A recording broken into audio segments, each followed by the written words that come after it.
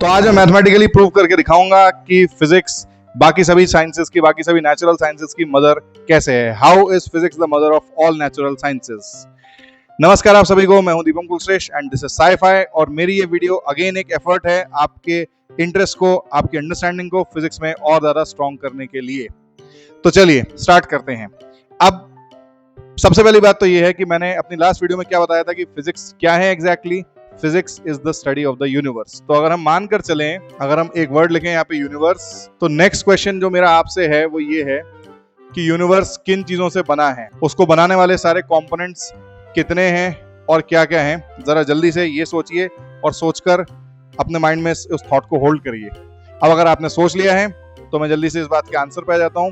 और मेरा आंसर ये है कि यूनिवर्स बना है टोटल 4 कंपोनेंट से, जो कि है मैटर, एनर्जी, स्पेस और टाइम। अगर आप सोचकर यहां तक पहुंच पाए तो बहुत अच्छी बात है, नहीं सोच पाए तो कोई बात नहीं। Matter, energy, space, time 4 components हैं यूनिवर्स के, जिनसे यूनिवर्स पूरा मिलकर बना है। और यूनिवर्स में जो भी कुछ होता है वो अल्टीमेटली या बेसिकली एक इंटरेक्शन होता है इन्हीं चारों चीजों का। इन्हीं चारों कंपोनेंट्स का जो इंटरेक्शन है उससे यूनिवर्स में सारी चीजें होती हैं। तो इंटरेक्शन कैसे होता है उसको समझने के लिए थोड़ा एक बार हम एक ग्रिड ड्रॉ कर लेते हैं यहाँ पर। अभी आपको समझ में आ जाएगा मैं ये क्यों कर रहा हूँ। इंटरेक्शन ग्रिड है ये, और मैटर का इंटरेक्शन कैसे होगा वो यहाँ आ जाएगा। Then energy. इस ग्रिड से हमको समझने की में हेल्प मिलेगी कि हम आपस में इन सब चीजों के, इन सब कंपोनेंट्स के इंटरेक्शन को कैसे देख सकते हैं, कैसे विजुअलाइज कर सकते हैं, कैसे समझ सकते हैं। अब ये जो ग्रिड है ये एक 2 डायमेंशनल ग्रिड आपको दिख रही है, जिसमें हम केवल 1-to-1 इंटरेक्शंस की बात कर सकते हैं। तो ये एक ओवर सिंप्लीफाइड या फिर एक माने कि एक बहुत ही इजी वर्जन है उन सब चीजों का जो यूनिवर्स में होती हैं। ये इजी या सिंप्लीफाइड क्यों बोल रहा हूं मैं, क्योंकि मैटर एक ही टाइम पर जरूरी नहीं है कि मैटर से ही इंटरेक्ट करे। ज्यादातर इन चारों चीजों में एक साथ कंबाइंड इंटरेक्शन चल रहे होते हैं यूनिवर्स में आपस में। बट ऑब्वियस है कि मैं उन सब चीजों को विजुअलाइज बोर्ड पर नहीं कर सकता, तो मैं उसका एक बहुत ही सिंप्लीफाइड फॉर्म लेके चल रहा हूं आपकी अंडरस्टैंडिंग को डेवलप करने के लिए। तो अगर हम मानकर चलते हैं कि ये वाला जो इंटरेक्शन है ये है I1, matter with matter, interaction of matter with matter I1। Matter with energy मान के चलते हैं I2। तो इसी तरह से I3, I4, I5, I6 और यहां तक पहुंचते पहुंचते हम आ जाएंगे I16 पर। ठीक है, तो ये हुए सारे इंटरेक्शंस के मैंने बेसिक नाम दे दिए। अब एक काम करते हैं, थोड़ा I1 को और लेके चलते हैं आगे। I1 क्या है? I1 is the interaction of matter with matter. मानकर चलते हैं एक टाइप का मैटर है जिसका दूसरे टाइप के मैटर से इंटरेक्शन ऐसा हो रहा है कि दोनों तरह के मैटर्स आपस में एक दूसरे से कंबाइन हो रहे हैं, लेकिन जो इनसे जो थर्ड चीज बन रही है वो और ये दोनों सेम है, यानी कि इन सभी चीजों की प्रॉपर्टीज आपस में सेम है, ये मानकर चलिए। तो हमने यहाँ क्या एज्यूम करा है कि 2 तरह के मैटर आपस में इंटरेक्ट कर रहे हैं, तीसरा मैटर बन रहा है, लेकिन ये जो तीसरा है इसकी प्रॉपर्टीज और इसके सारे के सारे फीचर्स जो हैं इनके जैसे ही हैं, तो नया मैटर कोई नहीं बन रहा है। अब ये क्या है, ये किस चीज की डेफिनेशन है? आपने ये चीज कहां पढ़ी है, कहीं देखी है, कहीं सुनी है? बिल्कुल देखी है, बिल्कुल पढ़ी है। ये जो डेफिनेशन है या ये जो एक सिंप्लीफाइड फॉर्म है लिखने का, ये है फिजिकल चेंज। ठीक है, कोई प्रॉब्लम नहीं है। फिजिकल चेंज का एक मैथमेटिकल वर्जन में अगर आपको लिखना है तो आप इस तरह से लिख सकते हैं। 2 मैटर्स आपस में इंटरेक्ट कर रहे हैं, तीसरा नया कुछ बन रहा है, लेकिन कुछ नया डिफरेंट नहीं बन रहा है। फॉर एग्जाम्पल मैंने इस ढक्कन को इसमें लगा दिया, ये क्या है? फिजिकल इंटरेक्शन है। लेंथ बढ़ गई, मास बढ़ गया, वॉल्यूम बढ़ गई, तो ये कुछ फिजिकल प्रॉपर्टीज इसकी चेंज हो रही है, यानी कि फिजिकल इंटरेक्शन है। अब इसी में दूसरा इंटरेक्शन ले लीजिए, ये I1, अगर आप मानकर चलें ये I11 है, इसको मान लीजिए I11। अब इसी का जो सेकंड पार्ट है वो हम लेके चलते हैं I12। तो ये क्या हो जाएगा कि एक मैटर इंटरेक्ट करता है दूसरे तरह के मैटर से और आपको कुछ नया दे देता है, कुछ नया दे देता है। तो नया देगा तो हम उसको लिखेंगे कैसे? इक्वल तो लगा नहीं सकते, नहीं तो ये और ये वाली कंडीशन आ जाएगी। इक्वल नहीं लगा सकते तो क्या लगाएंगे? इस साइन को क्या बोलते हैं? हमने सबको पता है, इस साइन को कहते हैं गिव्स। ये जो एरो है, मतलब शेप तो उसकी एरो है लेकिन उसको प्रोनाउंस किया जाता है gives. M1 + M2 gives M3। अब यहां मैंने क्या बोला? इसकी प्रॉपर्टीज इन दोनों के कंबाइंड प्रॉपर्टीज या इन दोनों की इंडिविजुअल प्रॉपर्टीज से डिफरेंट हैं। तो ये किस चीज का एग्जांपल हुआ? आप सभी जानते हैं, ये हुआ केमिकल चेंज का एग्जांपल। अब आप जरा मुझे सोचकर बताइए कि केमिकल चेंज के बिना या केमिकल चेंज अगर नहीं हुआ है, केमिकल चेंज अगर नहीं हो रहा है, तो क्या आप ये कह सकते हैं केमिस्ट्री की स्टडी हो रही है या कोई केमिस्ट्री की जरूरत पड़ रही है वहां पर? बिल्कुल भी नहीं। अगर कहीं कोई केमिकल चेंज हो ही नहीं रहा है तो मुझे जिस भी घटना की, जिस भी फिनोमेना की मैं बात कर रहा हूं जिसमें कोई केमिकल चेंज नहीं हो रहा है, उसको मुझे केमिस्ट्री में डालने की जरूरत ही नहीं है। वो केमिस्ट्री में पढ़ा ही नहीं जा सकता क्योंकि वहां तो कोई केमिकल इंटरेक्शन ही नहीं हो रहे हैं। तो केमिकल चेंज जब होता है, दो तरह के मैटर मिलके तीसरा नया मैटर बनते हैं। अब जरा ध्यान से देखिए इस बात को, जो भी कुछ यूनिवर्स में चल रहा है उसका एक सिंप्लीफाइड फॉर्म ये है। उस सिंप्लीफाइड फॉर्म में से हमने एक टाइप ऑफ इंटरेक्शन निकाल लिया, उसमें से भी आधा इंटरेक्शन तो होता है फिजिकल इंटरेक्शन, फिजिकल चेंज, और बाकी आधा होता है केमिकल चेंज, और केमिकल चेंज के बाद ही केमिस्ट्री स्टार्ट होती है। तो क्या इससे ये प्रूव नहीं हो जाता है कि केमिस्ट्री या केमिकल चेंजेस या chemical interactions are all part of physics? तो केमिस्ट्री इस तरीके से फिजिक्स की ही एक ब्रांच है जिसमें हम मैटर टू मैटर इंटरेक्शन देखते हैं। और कुछ हद तक मैं बता दूं आपको, इसमें I2 को भी स्टडी किया जाता है। I2 को कैसे स्टडी किया जाता है?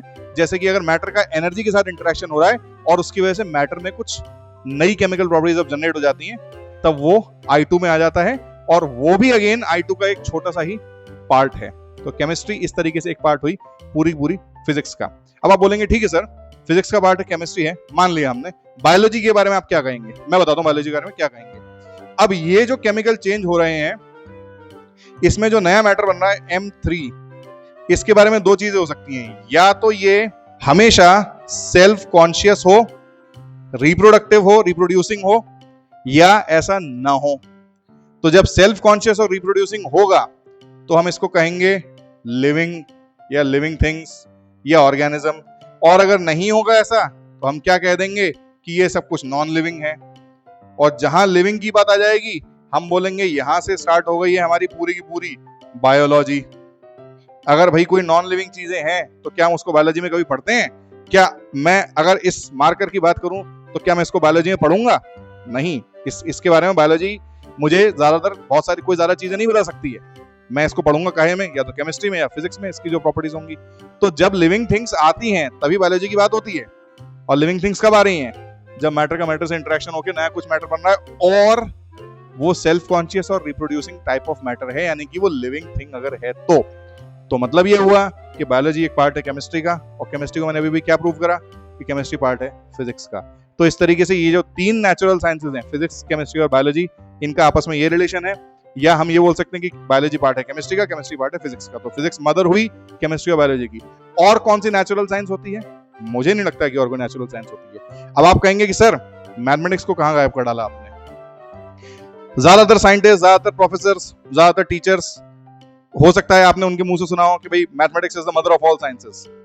ठीक है भाई, इतने महान लोग अगर बोलें मैं भी मानने को तैयार हूं, लेकिन उसके साथ साथ मैं अपना एक ओपिनियन और शेयर करना चाहता हूं कि मैथमेटिक्स, चलिए ठीक है मान लिया mother of all sciences, but mathematics अपने आप में क्या है? मैथमेटिक्स अपने आप में, मेरा ओपिनियन है, मेरा क्लेम है कि मैथमेटिक्स अपने आप में एक लैंग्वेज है। आप कहेंगे सर लैंग्वेज है, ये कैसी आप अजीब सी बात कर रहे हैं? मैथमेटिक्स को तो हम कहां पढ़ते हैं लैंग्वेज की तरह? हम तो नहीं मानते सर मैथमेटिक्स लैंग्वेज है। नहीं मानते ना आप मैथमेटिक्स को लैंग्वेज नहीं मानते, और आप यही सबसे बड़ी गलती करते हैं। आप मैथमेटिक्स को लैंग्वेज नहीं मानते, आप मानते न जाने कौन सा कोई भयंकर राक्षस, न जाने कौन सा कोई सब्जेक्ट है मैथमेटिक्स। अब आप बोलेंगे सर ठीक है, चलिए मान लिया मैथमेटिक्स लैंग्वेज है, तो मैथमेटिक्स में कहां होती है कोई वोकैबुलरी? अरे भाई क्यों नहीं होती? बहुत सारे नए टर्म्स आपको मैथमेटिक्स में सीखने को, समझने को नहीं मिलते क्या? बिल्कुल मिलते हैं। चलिए ठीक है, वोकैबुलरी होती है। फिर आप कहेंगे सर मैथमेटिक्स में ग्रामर कहां होती है? क्यों नहीं होती क्या? बिल्कुल होती है। एडिशन के रूल्स क्या हैं? मैथमेटिक्स की ग्रामर है। सब्ट्रैक्शन के रूल्स क्या हैं? मैथमेटिक्स की ग्रामर है। मल्टीप्लिकेशन, डिवीजन, ये सारे ऑपरेशंस जो हैं, ये क्या हैं? ये सब मैथमेटिक्स की ग्रामर के रूल्स हैं। अब फिर आप बोलेंगे चलिए ठीक है सर, हमने मान लिया कि मैथमेटिक्स में ग्रामर भी है, वोकैबुलरी भी है, बट वो लैंग्वेज की तरह यूज कहां होती है? हम उसे कम्युनिकेशन में कहां यूज करते हैं? अरे क्यों नहीं यूज करते? बिल्कुल करते हैं। जहां कहीं पर भी क्वेश्चन आ जाता है हाउ मच का, कितना, जैसे ही ये सवाल आता है वैसे ही आप मैथमेटिक्स के डोमेन में एंटर कर जाते हैं, वैसे ही आप बात करना स्टार्ट कर देते हैं मैथमेटिक्स के बारे में। आप एक शॉप पे जाते हैं, आप 50 रुपीज का नोट शॉपकीपर को देते हैं, उसके बदले में आप उससे कुछ लेते हैं सामान, जो बाकी बचे हुए पैसे हैं शॉपकीपर आपको वापस लौटा देता है। तो अगर आपसे कोई पूछे आपने कितने पैसे दिए, 50 रुपीज, कितने पैसे आपको वापस मिले, 10 रुपीज, सब्ट्रैक्शन करिए कितने पैसे का आपने सामान खरीदा, 40 आंसर आ गया। तो क्या ये रियल वर्ल्ड सिचुएशन नहीं है? बिल्कुल है। बहुत ही छोटा सा एग्जांपल मैंने दिया, इसी तरह की हजारों एग्जांपल्स हो सकते हैं। फाइनेंस कि पूरी लैंग्वेज मैथमेटिक्स है। पूरे के पूरे कॉमर्स में जहां कहीं पे भी आपको अगर कैलकुलेशंस करनी है सब मैथमेटिक्स में होती हैं। इवन बायोलॉजी में भी कैलकुलेशंस मैथमेटिक्स में होती हैं। तो मेरा मानना यह है कि मैथमेटिक्स एक लैंग्वेज है और अगर आप उसको एज अ लैंग्वेज ट्रीट करेंगे तो मैं आपको गारंटी के साथ बोल सकता हूँ कि आपके लिए मैथमेटिक्स को पढ़ना, समझना और यूज करना बहुत ज्यादा ईजी हो जाएगा। लैंग्वेज की तरह यूज कैसे करेंगे, उसको डेली रूटीन लाइफ में अप्लाई करिए। ये छोटा सा मैंने एक इंट्रोडक्शन दिया है मैथमेटिक्स का। इसके अलावा मैं आगे जाके हो सकता है कोई वीडियो भी बनाऊं मैथमेटिक्स पे। तो मेरे ख्याल से मैंने आज ये प्रूव कर दिया है कि फिजिक्स सारी की सारी साइंसेस की मदर कैसे है। How is physics the mother of all sciences. और मुझे लगता है कि इससे आपको फिजिक्स की अंडरस्टैंडिंग और फिजिक्स से रिलेटेड जो आपका इंटरेस्ट है उसको डेवलप करने में और ज्यादा हेल्प मिलेगी। और अगर नहीं भी मिलेगी तो भी मेरे ख्याल से ये पीस ऑफ इंफॉर्मेशन आप सबके लिए इंपॉर्टेंट है।